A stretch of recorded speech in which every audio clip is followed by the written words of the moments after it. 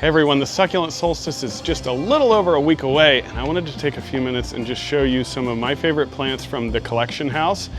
We have private tours coming up for the collection house during the succulent solstice, so get your tickets if you're interested in joining us. First up, tree aloes. Amazing tree aloes. This plant right here was Bill Hendrick's first plant that he purchased, and it was purchased at a Woolworth's in 1950. So an awesome piece of history here.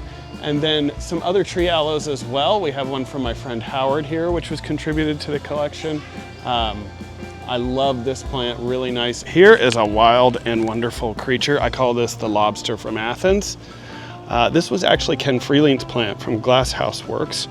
He's a legend in unique horticulture. And this is Adenia globosa from his collection, which we retrieved after his passing. So I'm glad we were able to get this and incorporate it into our collection so it can be preserved and enjoyed by many. Here is a plant you'd probably walk by and not even notice, but it's special to me. This is Agave albopilosa, and this was first described to science just a few years ago, and Plant Delight's nursery was able to put it into tissue culture, so preservation through propagation.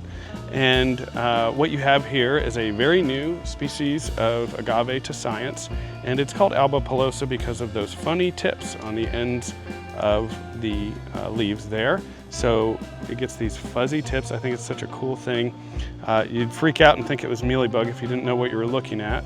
This was a gift from Liz for my birthday a few years ago, and I just really love this specimen. Odd to see it in cultivation, but you get to see it here. So here's a plant that's pretty special to me. It doesn't look like much, just a little yucca, right? Well, Liz and I went to Joshua Tree National Park on our honeymoon, and the Park Service at the time sold little seed packets of Joshua trees. They produce tons and tons of seeds. So being in horticulture, I saw those seed packets. I bought a seed packet from the Park Service there at the Visitor Center, and I grew a few of these Joshua trees. And this is the only one I have left because I've gifted away the others. I actually gave them away to people who had been to Joshua Tree and were visiting here at the ranch and mentioned how much they love them, and I gifted those plants away, but I've kept one back for myself. This is my honeymoon plant. This is Yucca brevifolia, also known as the Joshua tree. I'm a big fan of Astrophytum, and here we have Astrophytum myriostigma huboki. This is a really tiny little form. Astrophytums often have amazing patterns on their leaves. And here's a very small plant as an example. Let's go look at a giant one. And here we are at one of my favorite spots in the whole greenhouse. And we just saw the tiny Astrophytum. Well, here's your giant Astrophytum. This is Astrophytum ornatum, and we have flower buds all over all three of these big plants here, and they are just amazing. So there's that, you saw the pattern on the little one, here's the pattern on the big one. And here is the patterning on an Astrophytum asterius. So again, I told you I'm an Astrophytum lover, and it's easy to see why. These are called Astrophytum supercabuto, and they have these are all seed grown. Here we have a very nice Cereus Forbiceae spiralis. I saw this plant at a booth, and I begged the booth owner to let me buy a cutting, and he let me buy one. So several years later, this is what we have, and we actually sell these now.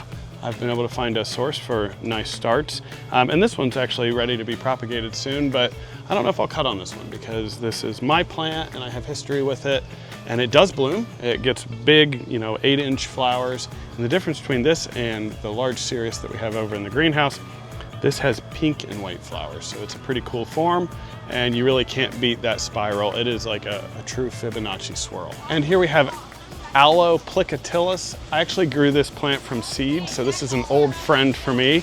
I love that woody trunk on it. It's just a super cool plant. So here we have the Conophytum collection, or part of it, and they are starting to go summer dormant. So this is a plant that goes summer dormant, and they start to shrivel up, but very healthy plants. Some of these go all the way back to the 90s. These are all part of Bill's collection. This one's back from 2002, so already 23 years old, pretty amazing, in a tiny little 3-inch pot.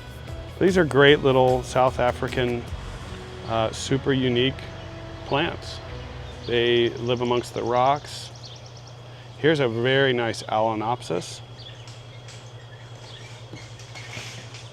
And this goes back to 01 as well. I imagine Bill, like most of us collectors, probably went through different periods where he was interested in different things and is probably in one now. I think I'm really into dianthus right now as a plantsman. Here we have the Rebutia collection, and we have some of my plants, the larger ones on the left, which were all divisions of Bill's plants. I think I tend to up pot a little faster than he does, but here you can see how beautiful they can be, and they come in various colors with the flowers. They're all behind this here on flowering. I think it was because of our cooler spring. We didn't really jump off into summer like we often do. Even now, we've only had a couple days that were in the 80s. But some amazing plants here, and these are great because they're easy for us to propagate, so we actually will be sharing all of this collection with the ranch customers over time. There are treasures all over the ranch, and here is one. This plant goes back to 1985. So this is a 40-year-old tiny little lobivia. It is setting bud. So this plant's gonna bloom. It's bloomed already for us. So it is actually putting on some decent growth. That's what that different coloration is there. And you may see on a lot of cactus, they kind of look kind of crummy and yucky down at the bottom. That's actually normal. It's called corking. And as cacti age, the cells become very tightly packed and they develop almost a wood-like consistency to support the plant over time. So this is a healthy little lobivia, and it's going to bloom orange, and it is 40 years old in a 3-inch pot. Here is one of my favorite plants in the whole collection. This is Aloe spiny, and this actually came from the Huntington collection, the Huntington Gardens in California, just outside of Los Angeles. I think there's Santa Monica. And here, absolutely amazing spination on the leaves on a tree form aloe, so it's already developed a nice trunk. And it looks like we do have some pups here. Yep, so there's a pup.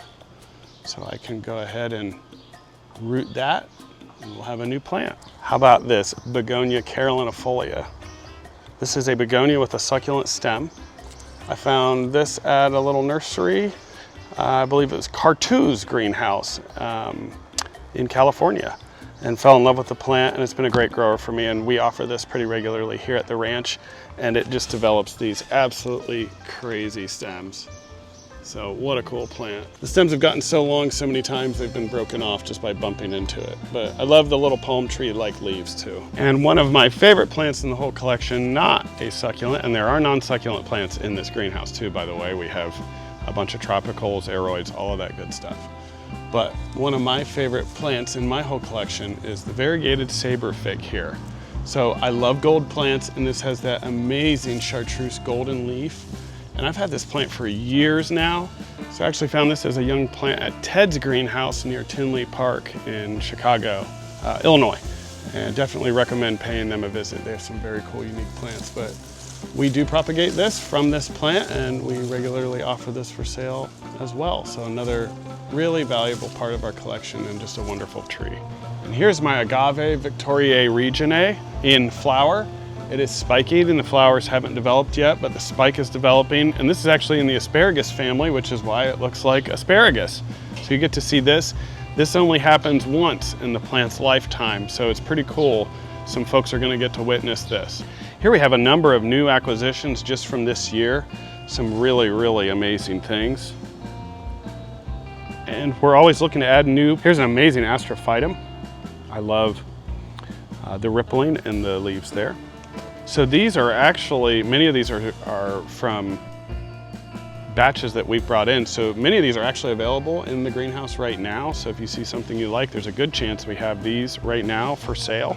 So we don't like to bring cool new plants in. If we find cool new plants that we can sell, we don't like to bring them in without saving a few for ourselves, because we never know when we'll be able to get them again, and this gives us a chance to grow them out and propagate them ourselves. So these are some rarities that we found that we just wanted to make sure ended up in our collection. Here's a Trichocereus brevis spinulosum. Look at that. It's like a danger cucumber. And this one's really cool. Here's a Coryphantha elephantidens. Super unique form there. I love the little divisions that are developing here on the edge of the leaves, it looks like it's going to offset and have some really nice branching. So you get to see these at the Succulent Solstice. Let's take a look at a few more. Here we have a collection of some amazing Haworthias that Bill just brought over yesterday to add to the collection house here. And these are some beautiful, beautiful plants. In particular, I'm really loving this Gasteria. Look at this. This is Satsu no Matsu. And that variegated growth on that is super cool. So some very unique plants here. These will go into the collection. You'll get to see these at the solstice. So Mammillaria plumosa. I love the way the plant is covered in those finer hairs to protect it from UV radiation, go figure. So this protects the plant from insects, damage, and then also the ultra high light environment that this plant is native to, and it helps filter that light. Pretty amazing specimen here. This one looks like, I don't have a date on it, but ready to be up potted for sure. So here's a really beautiful little Gymnocalycium, and here's a fun thing about it. This one is called Gymnocalycium asterium, like Astrophytum asterium. So this looks a lot like the Astrophytums and has that star-shaped pattern. And in full bud here, so this is going to be spectacular when it blooms. Cacti have some of the most amazing flowers. We just don't see them often in Ohio. Here is an agave I'm particularly proud of, and this is super risky business. Agave ivory curls, and a very nice specimen at that. I love the ripple effect with that cream variegation. This is a super cool plant. One of my favorite plants in the whole collection is this amazing variegated euphorbia. So this is not a cactus, it's a euphorbia, and I love this rippled growth and that minty variegation. It is a big plant, easily weighing in at over 100 pounds, and just a beautiful, beautiful specimen. And right here on the table we have some other amazing variegated specimens too. Back here is a dragon bones that is one of mine, and I love that plant. I try to move that out to my patio every year to enjoy it. Here we have a really nice specimen of Monodinium stapelioides variegata. This is a really cool euphorbia-like plant, euphorbia family, and it'll actually lose these leaves and take on a cactus look during the dry season. But right now, it's really showing off with pink highlights on the leaves with the white variegation. So this is actually a variegated Sansevieria cylindrica that I found a few years ago, and it's starting to get some decent size to it because it's variegated. It is super slow growing, but pretty unusual. I've never seen a variegated cylindrica like this. Very unique. So hope you can join us for the Succulent Solstice, and even if the tour's still out, we're gonna do this again. And again, the tour is $15. You can sign up on our website, and that $15 then becomes a plant voucher. So it's just our way of holding your spot, making sure people actually show up so that we can have a great full tour. We're looking forward to the Succulent Solstice, and I look forward to showing you more of this collection and hopefully making this more accessible to the public as we develop it a little bit more and really get it just the way that we want it. So thanks for watching.